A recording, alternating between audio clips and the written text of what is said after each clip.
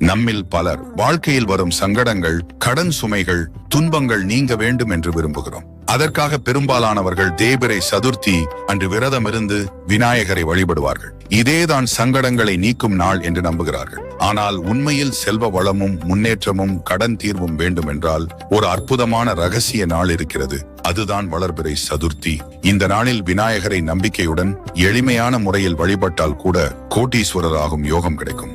அம்பானி போல் பணக்காரராக இருப்பவர்கள் பின்பற்றக்கூடிய வழிபாட்டில் சொல்லும் மந்திரம்தான் இது. நீங்களும் பணக்காரராக வேண்டும் என்றால் இந்த வழிபாட்டினை நம்பிக்கையுடன் செய்து பாருங்கள். சந்திர பகவானுக்கும் சிவபெருமானுக்கும் உரிய திங்கட்கிழமையில் வரும் வளர்பிறை சதுர்த்தி திதியில் நிதி கணபதியை வழிபட வேண்டும். வளர்பிறை சதுர்த்தி அன்று இந்த நிதி கணபதி மந்திரத்தை எவர் ஒருவர் நம்பிக்கையோடு உச்சரிக்கிறீர்களோ அவர்களுடைய வாழ்க்கையில் செல்வ செழிப்பானது கொழிக்க துவங்கிவிடும். நீங்களும் கடன் சுமையில் இருந்து சீக்கிரமாக விடுபட்டு பணக்காரர்களாக மாற வேண்டும் என்று ஆசைப்பட்ட